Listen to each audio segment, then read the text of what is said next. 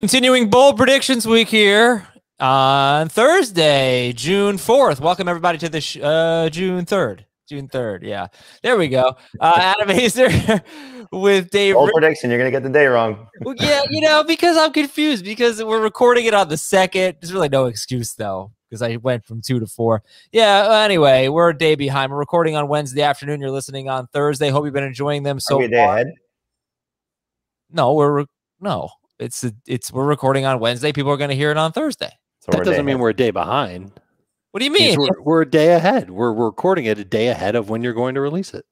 In this particular case, ahead and behind actually mean the same thing. Adam, I'm going to give you a quiz. What's the number between 7 and 9? 7, 8, 9. Well, that's not the whole number. You gave me 3 numbers. I wanted 1, so you got the quiz wrong on top of it. Do you know how to use a calendar? We are a day. I guess we are a day ahead. Do you know what a calendar is? I don't know. In a sense, we're a day behind as well. How many hours in a day? Adam, you first. Yesterday, what did I do? I couldn't count to 6. And then yesterday. We were doing that draft on the air, and I had the 6th pick, and I thought I had the 5th pick and whatever. And then last night or Tuesday night, I couldn't calculate 10% of 11. You were going out to dinner and leaving a big tip, huh? No, it was on the live stream. Heath was like, "Oh, he's 10% better." Andrews was 10% better than Hawkinson. And I was like, "No, he wasn't." And actually, yes, he was. So whatever. I'm on a roll. Good stuff. Feel free to laugh at me. So, Dave, welcome back from your trip to Vegas. What was the best thing you ate in Las Vegas? I had a excellent ribeye dinner. I had an unbelievable, the best thing I had was this unbelievable Mexican feast at a restaurant called Juan's Flaming Fajitas in Henderson, Nevada. I couldn't, my highest possible recommendation. Really? Find a way to get out there. They have 2 off-strip locations, and don't eat the chips that they give you for free before your meal. Why? Because then you'll fill up and you won't be able to finish your meal. It's an amazing bargain value deal. It's awesome. Okay. So what did you get there? Did you get the fajitas? The flaming fajitas. Okay. Which they literally roll out to you on a tray and then they light it on fire right in front of you. And then it's in Vegas, so they make it disappear. Right? Well, no, I made it disappear. True. All right. Well, we've got some news and notes and 3 bold predictions from Dave, Josh Jacobs, Marquise Brown, Tyler Boyd. These are fun ones. Let's start with the news and notes. Ron Rivera talking about Antonio Gibson, says he expects a big jump from Antonio Gibson, who was a top 15 running back last year. Overall, he was 13th in non-PPR, 14th in PPR per game, 15th in non-PPR, 20th in PPR. But that was with only 4 games with more than 14 carries. So, but Rivera says he expects a big jump from Gibson. And Gibson, by the way, still reportedly rehabbing from the toe injury that he sustained late last season. Is this news item for you guys?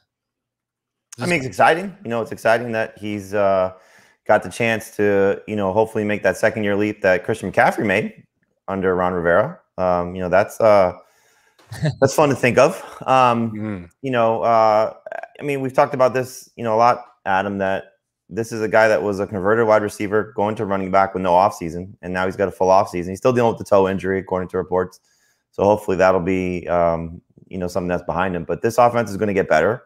And I hope that his role in the passing game increases and J.D. McKissic, as Heath said, goes away. So I love the upside for Gibson. He's in that group of Cam Akers and Joe Mixon and Najee Harris and Clyde Edwards-Helaire and, whoever you want to throw in there of the running backs that are going to go somewhere between 10 and 15. And he may be better than all of them. I just think that, today is the 2nd, tomorrow is the 3rd. I just felt like we were behind, like 2 being behind 3. That's kind of how I felt about it. Next news item. That was all I was thinking about while Jamie was talking. Green Bay, they are clearing some cap space. According to NFL Network's Tom Pelissero, that's another sign that they intend to keep Aaron Rodgers. So we shall see. Keep him or give him a new deal that makes him one of the highest paid quarterbacks in the league. Yes, that's what they need to do. That's the apology that he's looking for. Right. And Jameis Winston, according to NewOrleans.com, not set right now as a starting quarterback. And then the Athletics, Larry Holder, Dave, you read the article. He wrote about his observations of Winston, and maybe that he wouldn't necessarily be the best fit for Michael Thomas because he's not as accurate on slant routes. What else? What did you take away from the article? Basically, what he did is he went over how Jameis Winston did throwing every different type of route out there, and then the ones that Winston was good at throwing, I think the in route was one of them. He made recommendations on who would benefit from it. Obviously, Michael Thomas would benefit from pretty much any route, including go routes. But there were a lot of routes on there, and I don't have the details. I don't have the article open in front of me, but there were a lot of routes where Jameis struggled. And that's the kind of stuff that he's going to have to improve upon and show it in training camp if he's going to be the primary quarterback for the Saints this year. But the slant is one of those that he did have a hard time with. That's something that Michael Thomas runs very well. But the truth of the matter is that Michael Thomas runs every route very well. So the ones that Jameis can throw effortlessly and accurately, those are the ones that you'll see a lot more of. I'll go to Jamie first. Who do you guys think will be the starting quarterback? Or how about this? If you're setting odds right now, what kind of odds would you put on Winston or Taysom Hill, Jamie, to win that job, be the starting quarterback? I think Jameis will be the starter. I think, he'll get the first opportunity, and then if he struggles, they go back to Taysom Hill, because that's something that Sean Payton has seen already, that he can go to Taysom Hill as a replacement and be successful. Dave, what about you? What do you think? I agree. Okay. I think Jamie's right. But the problem is that I don't think there's a scenario that'll play it where Jameis is the full-time, every snap quarterback for New Orleans. And that just puts a cap on what we can do with him in fantasy. All right, FFT listeners, you've probably seen it all over social media this week. Floyd Money Mayweather will be fighting viral star Logan Paul this Sunday on Showtime. There's only one place to get all your coverage for this carnival boxing match. That is the Morning Combat Podcast. Brian Campbell and Luke Thomas will be on site in Miami all week to provide you with everything you need leading up to the fight. Follow Morning Combat wherever you listen to podcasts to get all the preview content you need for this crazy event. It's fighting that night, right? Mm-hmm. No. A former colleague. Your former colleague. And we don't mean Nando. Nando's fighting? Who's fighting? Oh, Chad Johnson. Yes. Yes. Ocho Cinco is fighting. Boxing debut. Cool.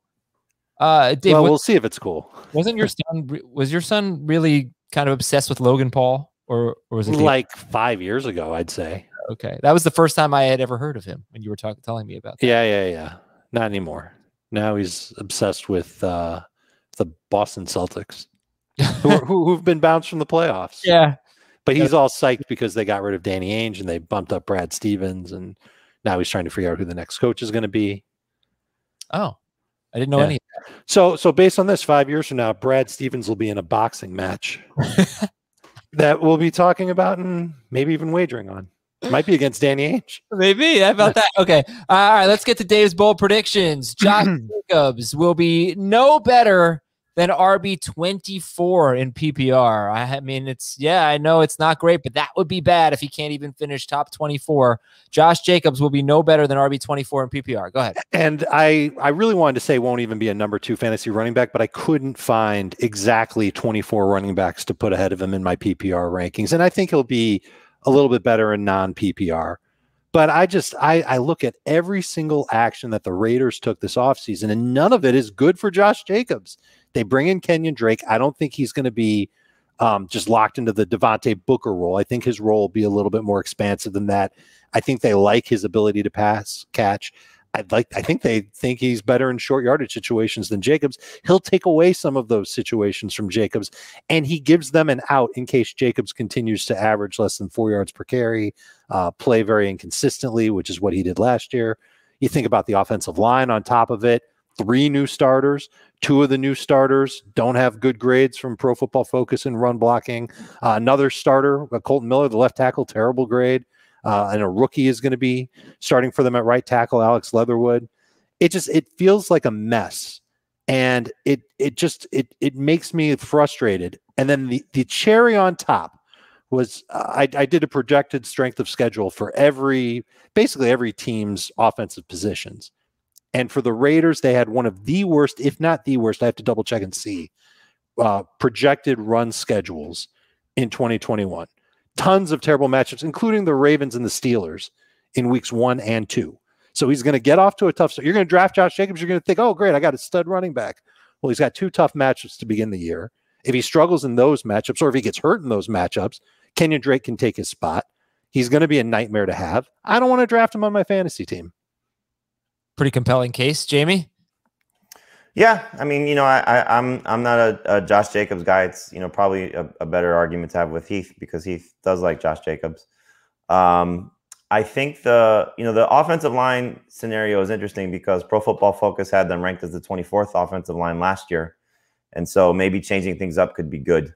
So that's not necessarily a thing that I'm going to look at and say it's a positive or negative until I see them play, because they did perform so poorly last year. So maybe some changes can be an upgrade, but the addition of Kenyon Drake obviously was going to be bad for Josh Jacobs to begin with. So this is a guy getting significant competition. It was something that we've talked about quite a bit since the free agent move happened.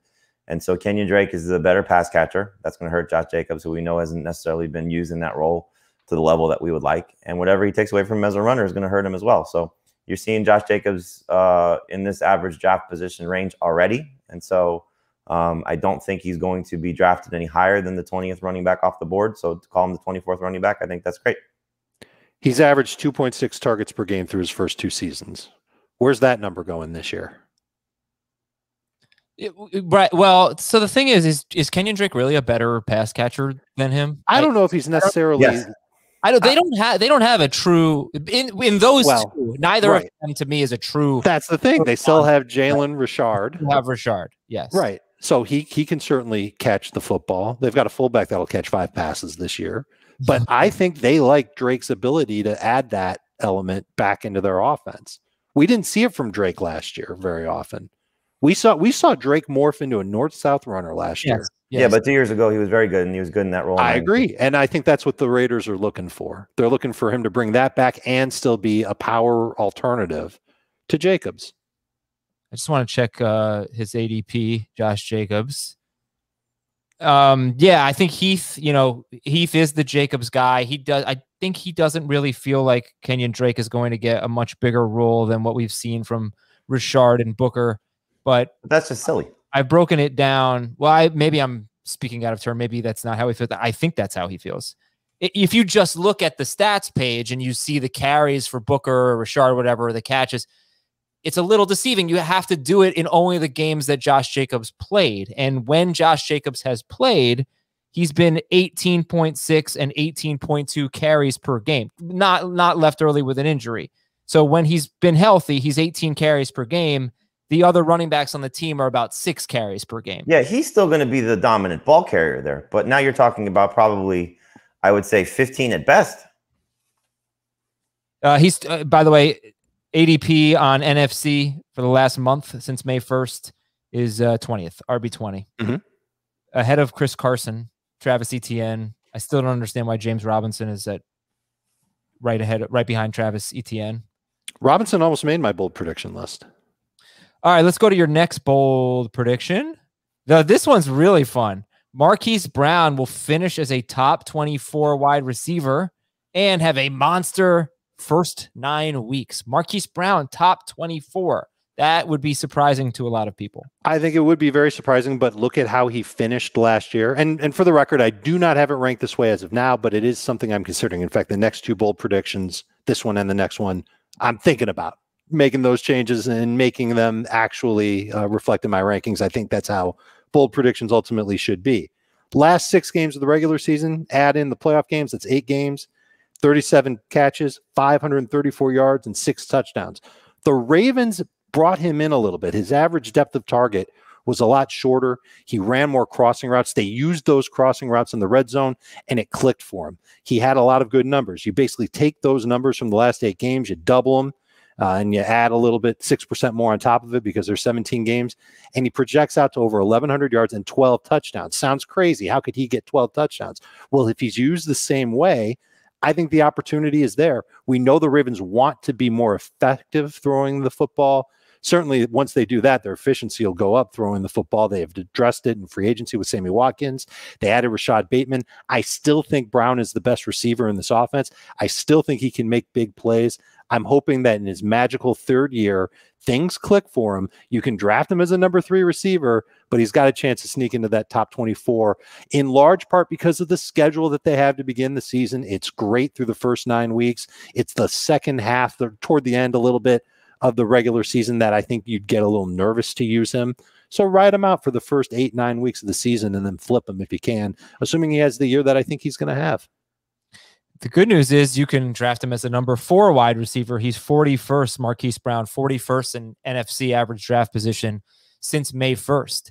And one thing you didn't mention, though, is Rashad Bateman. I mentioned that they added somebody in the draft and in the free agency. Okay, so you just don't think that's a big deal? No, I mean, look, there were guys last year that took targets away from him. There was Willie Snead, who was basically their slot guy, and Miles Boykin took a few. They didn't even have, but again, I mean, I make the same arguments, not even arguments, just points. Whenever we talk about Mark Andrews, it has been Andrews and Marquise Brown getting basically half the targets for 2 straight seasons. No, wouldn't surprise me if that continued this year, Adam. Even with Bateman there. All right. Bateman's good. There's no question he's good, but he's still got to fill the role as an outside perimeter receiver as a first-year player. Jamie, your thoughts? Marquise Brown, top 24. I mean, I'd love to see it, but I can't buy it. I just think, you're bringing in guys for a team that's not going to throw the ball very much, and those guys are going to be much more involved than the Willie Sneads of the world. Sammy Watkins, if he's healthy, is going to be involved. Obviously, Rashad Bateman, if he's healthy and does what the Ravens hope he's going to do by spending the draft capital on him, he's going to be involved. Tylan Wallace is going to be involved. So with what Andrews does, he's going to obviously command targets as well. So Brown's piece of the pie is getting smaller. And so, he's going to have to be more successful with less targets going his direction, unless the Ravens change their offensive philosophy, which would be a little bit of a surprise. So, as we talked about with Mark Andrews last show, whether it was looking back or looking ahead, whatever you want to call it, I just think it's hard to buy Marquise Brown getting better than what he was or sustaining what he was with the additional mouths to feed. So, I'd love to see it. I like Marquise Brown. I think he's a good player, but unless they just change the amount of targets they're going to give their receivers, amount of pass opportunities they're going to have for Lamar Jackson, and just change their offense completely, is going to be difficult for Marquise Brown to be that type of fantasy wide receiver in 2021. If you guys, each of you had to project the number of targets per game Marquise Brown would get this year, what number would that be? 6 at best. 6 to 7, I would say. Okay. Well, in those 8 games last year, he was averaging a tad more than 7 per game. And I mean, he basically was at 7 per game. So yeah, if it goes down to 6, of course that'll hurt him. You're talking about last 6 regular season plus 2 postseason. Yeah, and you take those 8 games, and Dave already did the math, but just to give you the numbers again, you take those 8 games and just multiply by 2 and give him 16 games. It was 114 target pace. It was 1,068 yards and 12 touchdowns. He is. It's really weird. I look at him so similarly to Mark Andrews. Just obviously they play different positions, but he's played 30 games. Marquise Brown has played 30 games in his career. He has fewer than 50 yards in 20 of 30 games. He has fewer than 30 yards in 12 of 30 games. More than a third. Less than 30 yards. He has fewer than 10 yards in 5 games. But then in the postseason, he's got 3 games in the postseason. All 3 games, 87 or more yards. And he averages 11.9 yards per target in 3 postseason games, 7.9 in the regular season. I don't know if that means nothing. That's over his career? 7.9 in the regular season in 30 games, 11.9 in the postseason in 3 games. It's only 3 games, but he shows glimpses, I think, of what he can do. He showed it. Have some big games. He's gonna have some disappointing games. It's hard to stay consistent. Right. So his raw numbers may be the top 24 receiver that Dave's predicting him to be. It's going to be like Tyler Lockett. You're going to have some big weeks where he's great. You'll have some weeks where you're just like, why am I starting this guy? And that's the frustration of a player like him, because the targets just aren't there consistently. The difference being obviously that everybody's going to continue to start Tyler Lockett when he goes through rough patches, because he's capable of putting up 200 yards and 3 touchdowns in a game. Yeah, maybe that was the first time people really finally started to get away from Tyler Lockett. But I think it's a lot easier to get away from Marquise Brown. I don't like comparing the two. I like Lockett better. Yeah. But I mean, I get what you're saying, that just the ups and downs of these types of receivers. I'm hoping that he'll be a little bit more consistent than Tyler Lockett, just maybe not necessarily have the full year-to-date totals that Lockett will have. But the thing about Marquise Brown that is great is, like you said, Adam, his ADP is fantastic. Yeah. And if he does have those big weeks and you are starting him, especially in 3-receiver leagues, those are the type of leagues that you end up winning. You're playing to win. He's the type of player that helps you win. He's going to help you lose a lot too. Sorry about that. Yeah, I just last thing. I gave you all the stats about the yards, fewer than 50 yards in, what did I say, 20 of 30 games. Even in that 8-game stretch that we keep talking about, where he really popped, he had 50 or fewer yards in half of them. He had a 39-yard, 50-yard, 25, 41, and then he had 85 or more in half of them as well. So that has been Marquise Brown thus far through 2 seasons. But our wide receiver 41, yeah, there's a strong case that's great value for him. All right, last bold prediction.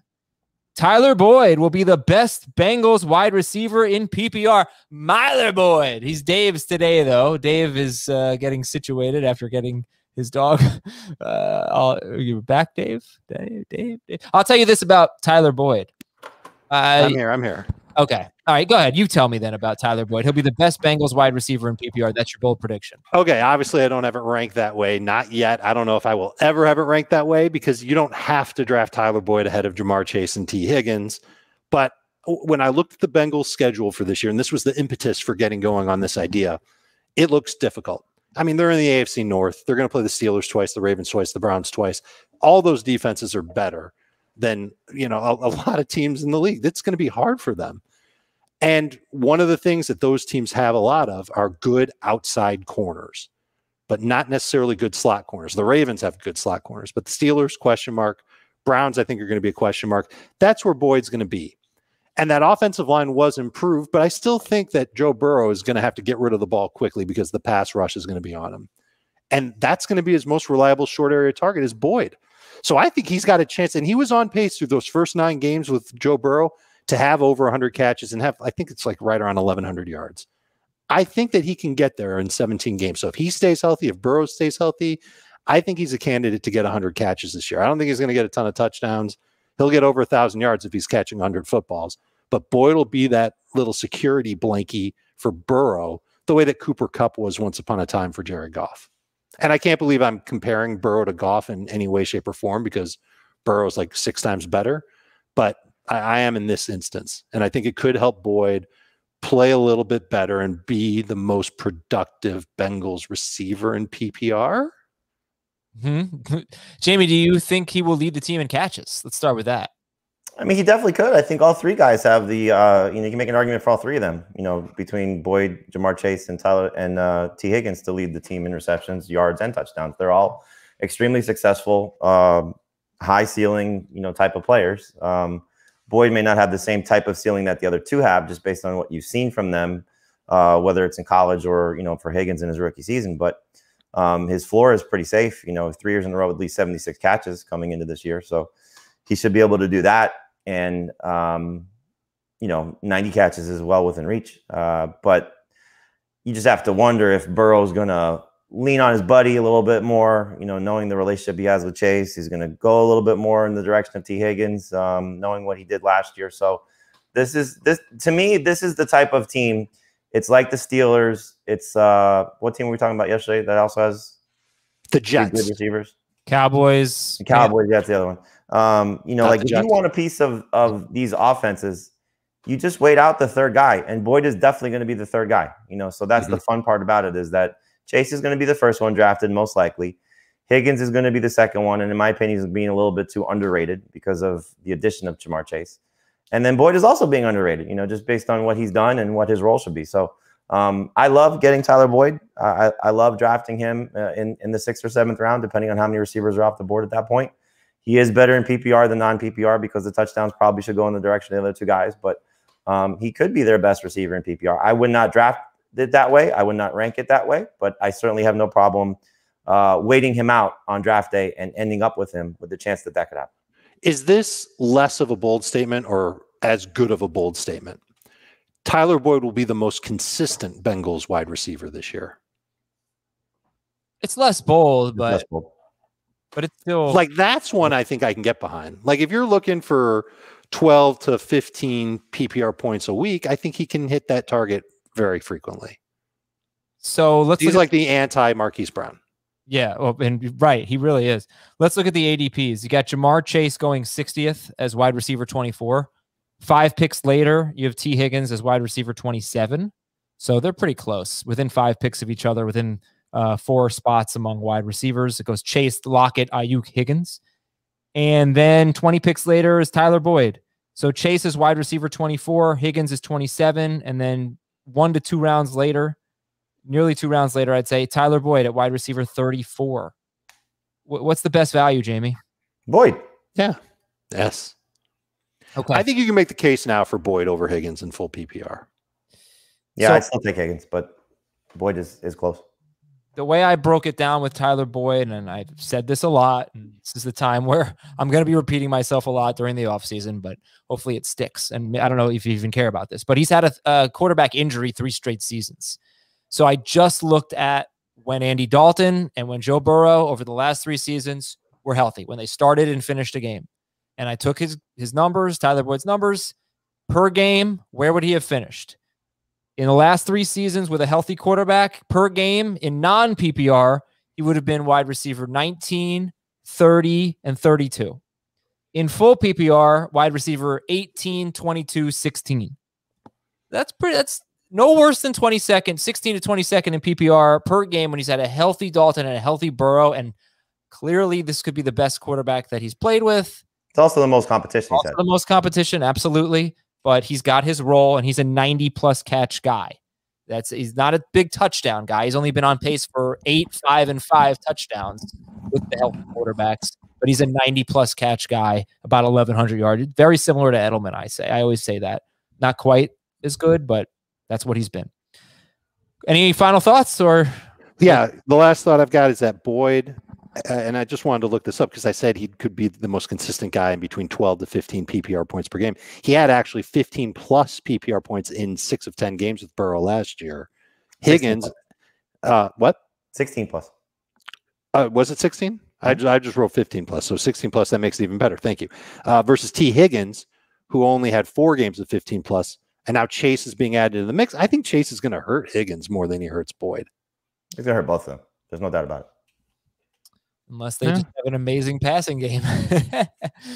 Well, they're going to be in a lot of competitive games because I think that defense is going to be pretty terrible. Good. I like that. Okay, we will. Yeah, that's good for fantasy.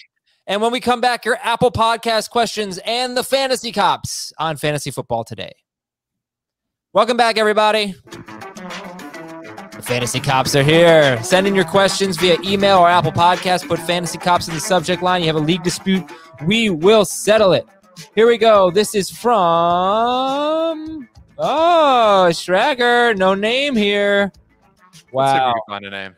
Yeah, you find that name, please, and let me know. All right, this is Fantasy Cops question on Apple Podcasts. Hey, Matthew, Barry, and Calvin. Lions. Last year, when Le'Veon Bell was dropped by the Jets and his interested teams were leaked, I, as the Clyde Edwards-Helaire manager, sent trade offers to most of my league mates looking to move Edwards-Helaire. I sent an offer to my commissioner that was CEH and Robbie Anderson for Dalvin Cook and Alexander Madison. The owner rejected it and sent back CEH and AJ Brown for Dalvin Cook and Alexander Madison. I accepted the offer and posted in our league group chat the screenshot of the accepted trade, and I asked for the league vote. Right as I posted this accepted trade, the commissioner responded, letting me know that he had changed his mind and deleted the trade off of our fantasy app. Ultimately, the league decided I don't get the trade, but that moving forward, accepted trades are final. I was labeled as a, quote, complainer. And while I won't get anything back at this point, I need someone to agree that I was royally screwed. And by the way, this is from Will Sanders. So, Sil Wanders, actually. So I guess this is an alias. Sil Wanders. So they agree to the trade. They post the screenshot, and the commission gets cold feet. What do you guys say? He was a little overeager with getting this trade hammered through. And I think the other fantasy manager saw that and said, "Uh-oh, I'm getting ripped off here. I'm getting cheesed. I better reject the deal." They agreed to trade not through the league. Right. Well, they did through the league. They did through the league because he said they deleted it off our fantasy app. So they must. Right. That makes me think that it wasn't just like a text exchange. Like we had this conversation the other day. Well, he said a screenshot of the accepted trade. That could have been a text exchange and not necessarily. He said he deleted it off the app, which would mean that was he deleting off the app? So my read was it was accepted, but before the league voted on it. He was bragging about his trade. Hey guys, go vote on it. And then commissioner says, "Oop, cancel." Yeah, no, it's a very important distinction. If it was done through the league, then I think you can't back out. If it was just done through text message, that's different. Right. Right. You really shouldn't back out either way. Like once you say, "Okay, I'll make that deal," I did that. That's a deal, right, Jamie? Wasn't I like, all right, propose it to me, and then you like we kind of came to a text agreement, and then I sort of did. I think I went through with it, but I wasn't fully committed to it. You got to hit the accept button before. I posted a poll on this because there was some back and forth with two managers in our dynasty league where they had agreed to a trade via text, and then after a day or two, I think it was after the weekend, one of the managers had cold feet about it, but they had already agreed to it, and there was a lot of back and forth about questioning their friendship because they had agreed to the trade already. So I think it's pretty shady to back out of trades if somebody says yes. However, it's accepted, but until it's official, it's not official. All right. Well, when you say back out of trades, though, you mean even through a text message exchange? Yeah, I think hey, Adam, I'm going to trade you Corey Kluber for Garrett Cole. And you say yes. And then the next day you say, I don't think that's a good trade, but you already said yes to it. Like, that's shady. I'm fine with that. I think until you hit the accept button on your fantasy app or website, it is not official. And you can say, I agree. It's not official. Yeah. It's not official. So if you said to me, yeah, let's trade Kluber for Cole, and we're just sitting there, we're kind of casually as friends talking fantasy. And I'm like, yeah, let's do it before I really have the chance to process it. That's no big deal. It's obviously got to be taken with some sort of context, but if it's you come back and say, yes, I'm going to do the trade. No, yeah, none of the wishy-washy stuff. You say, yes, let's do the trade. And then, a day later you said, no, I'm not going to do the trade. Like it's just a shady move. I'm fine with that. No, it's not shady. I mean, it's a little shady. It is a little shady, but it's obviously acceptable. Adam, you just recently shopped for a car, right? Well, I did, yeah. And you didn't buy the car until you actually handed over a check to the dealer. You didn't say, "Okay, I'll take the car." But if you had called the dealer back the next day after saying, "I'll take it, I'll give you the money for it tomorrow," you say, "I changed my mind, I want the car." The car dealer is going to hate your guts, but you obviously don't have to buy the car just because you said you would. So I think the same thing kind of applies here, where if you don't accept it on the site, it's not official. Okay. So I think we're good there, right? Right. All right. Just overall, don't be a dirtbag in life and make deals and then say, "Oh yeah, I changed my mind." Blah blah blah. Don't be like that. Yeah. You can always say, "Let me think it over," even if in your mind you were like, "Yeah, let's make this move. Let me think it over. Why don't you put it in the site for me to look at, and I'll think it over." Sometimes I say that, and then as soon as they put in the offer, I'm like, bang, hitting accept. Because I know me, I get a little excited, and shiny new toy, and I'm like, yeah, let's do it. And then I don't think before I speak sometimes. So I posted this poll. This was May 24th. If two people agree to trade via text in the fantasy league, is that agreement official? 14,000 votes. 48% said yes. 44.6% said no. 7.3% see results. Why did you do see results? Why are you letting make people garbage? Make a decision. This is not a see results poll. But I am. But to be fair, do you really think that the majority of the 7.3% would have gone with no? Right. Like I still think I think we got an answer, which is that it should be official. But we didn't have a majority, so we have to do the vote again. Now we have to have a runoff between yes and no. There are 200 comments on the poll, and most of them are saying that if you agreed to the trade, it should be accepted. Right. So stop agreeing until it's actually on the site. Ask for it to go on the site before you agree. I don't I don't think you can understand the jealousy I have that you could get 14,000 votes on a poll. I was surprised. It was very, very. I guess people are interested in it. I can't even touch that. And I was on Twitter a little bit last night. I can let you borrow my computer. I was on Twitter on Tuesday night, tweeting about basketball, which I don't usually do. That Blazers Nuggets game, that was fantastic, legendary. Wow, it was amazing. Okay, there've been a lot of great games, just none for the Miami Heat. No, well, no, the first one went to overtime. Right? Yeah. All right, here we go. Apple Podcast questions from NWO2 Sweet. Hey, yo. Jordan, Tyson, Jackson, Bolton, and Buble. Oh, those are Michael's. Yeah. I'm in a 10. It was bad that Buble was the one that gave it. I was thinking more about, the Jay-Z and Kanye song. Tyson, Jackson, Jordan, Game 6. Oh, I have no idea what that is. Yeah, look it up. I know what you're talking about, Dave. Finally, something that Ben gets. Honest to God, the Michael Bublé cover of the Spider-Man theme song is actually stop. It's actually pretty good. I'm not gonna lie. All right, 10-team, 3 wide receiver, 2 flex league. I can keep 3 of these guys every year until they reach first round value. So he needs 3. Calvin Ridley in the 4th, Deshaun Watson 7th, Deontay Johnson 9th, Chase Claypool 15th, T. Higgins 16th. These are tough. And he's 3? Yeah. I'd go Ridley, Claypool, Higgins. Same. Okay. This is from Chubby Thunder in a suburb near Grand Rapids. Grand Rapids has suburbs? It's not a suburb of Grand Rapids. It's a suburb near Grand Rapids. Yeah, I got nothing. Grand Rapids is well, I guess Grand Rapids isn't a suburb. What would they be a suburb of? So I guess there is probably it's on the other side of the state, isn't it? I have no idea. You don't know where Grand Rapids is? No. Do you know what Friday means? Based on earlier today? No, I don't. Yeah. Read the email.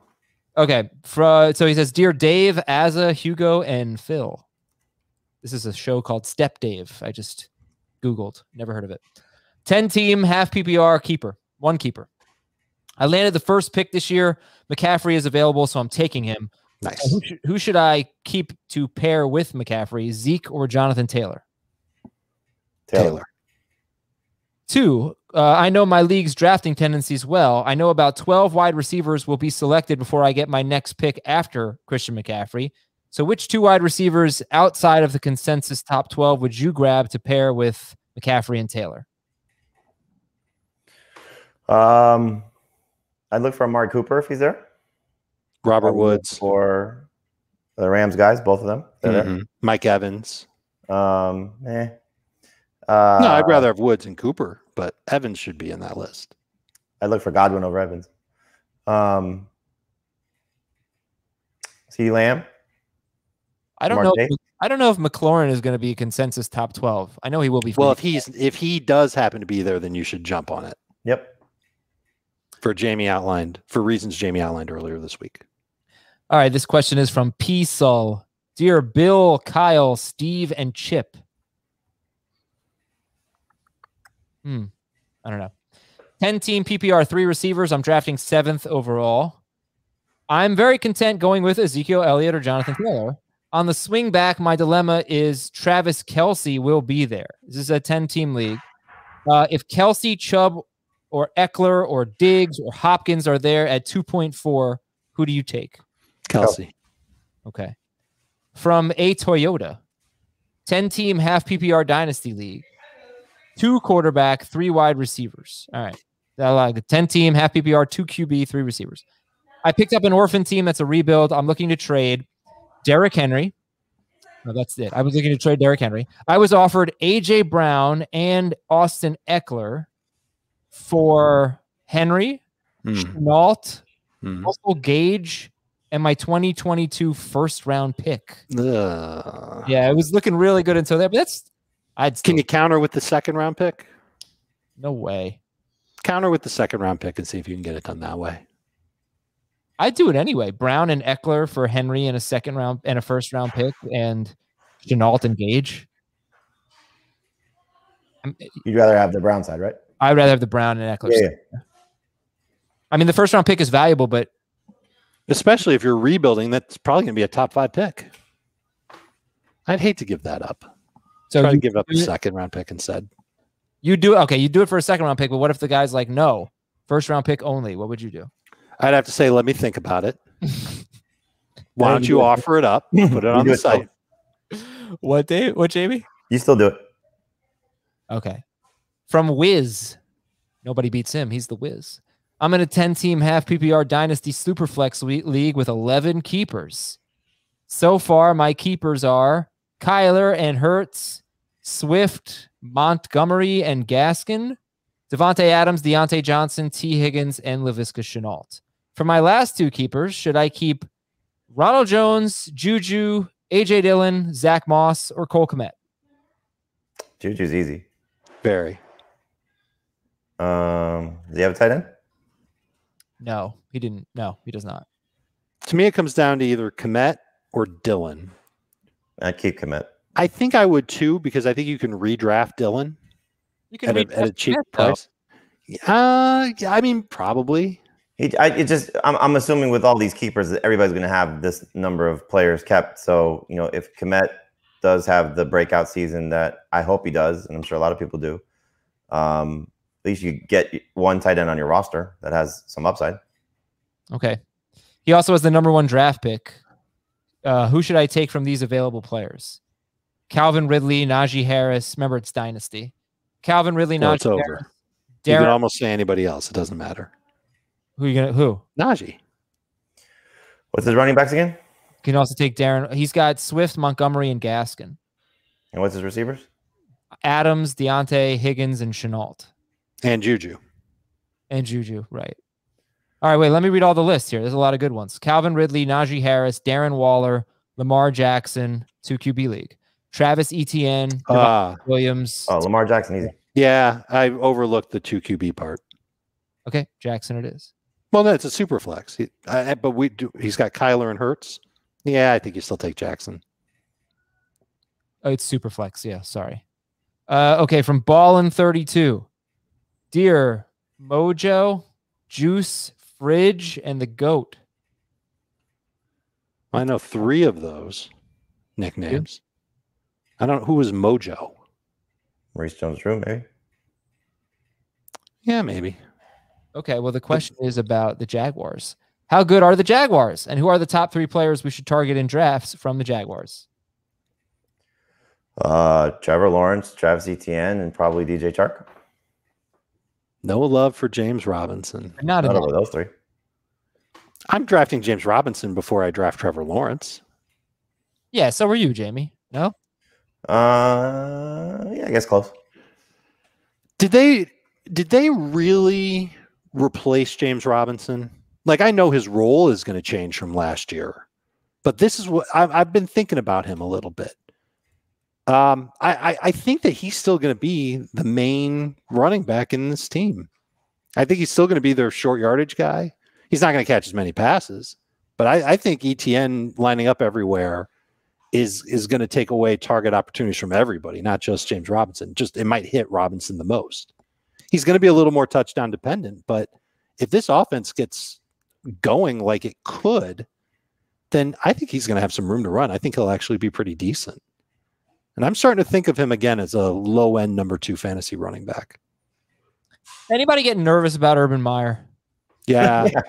Yeah. But obviously, from a Jaguar standpoint, it's easy. But not about Trevor Lawrence. I'm not nervous about him. But what about from a fantasy standpoint? I mean, like Chip Kelly was obviously a flawed NFL head coach, but he still gave us some good fantasy production, not from Kelly himself, but from his teams, But I don't know. Meyer, it's probably not fair to say this, but I do get the impression that he just feels like he's going to outsmart the league, and maybe he'll just kind of try to outsmart himself a little bit and do things that hurt production. So, well, I think you'll see it pretty clearly if they keep Tebow on the roster, and do what some of the reports are suggesting, that he's going to be at Taysom Hill like player. It wouldn't surprise me if there's a lot more Carlos Hyde than we anticipate, because it's a guy that he knows and has a relationship with, and puts Hyde in there in some of those opportunities that Dave was talking about for James Robinson. That would be a killer for Robinson. With Travis Etienne and what that potential player can be, or maybe not be. If he's not going to necessarily use him as a running back and try to make him a gadget player, to more of an extreme than he's leading on to. And so, yeah, we can certainly see some of that happening. He's going to try and recreate his offense in the NFL, and sometimes that doesn't work from the college game. And so hopefully it's not Tebow and Hyde and bad things for Etienne, and it's more traditional. And Darrell Bevell and Brian Schottenheimer have more of an influence on this offense than we hope. Mm-hmm. And Jason Lockenfora just wrote an article about Urban Meyer's new culture in Jacksonville has an old look to it. And it was about they've had two people in the organization sort of leave abruptly, and I'm trying to just remember it, but the theory is like that's not going to be the last. So anyway, let's move on. We got a lot more questions here, so let's get to it. From J Cap says 10-team non-PPR. Should I keep Lamar Jackson, Kelsey, or Miles Sanders? And the round doesn't matter. So he can keep Lamar for 1 year or the others for 2. 10-team non-PPR, Lamar, Kelsey, or Sanders? Sounds like Kelsey to me. Kelsey, okay. From history, 10-team PPR, 2 keepers. I'm keeping Kelsey. Now I have to decide between DeAndre Hopkins and Jonathan Taylor. I am leaning Taylor, but I can be talked down. What say you? Hopkins or Taylor, PPR? Taylor. Okay. From Gilbert in Lompoc, California. I don't know if I said that right. My league uses team QBs as opposed to individual QBs. With that said, where would you rank the Saints team QB among others? My league is 5 points per passing touchdown and an additional 2-point bonus for a QB rushing touchdown. Wow.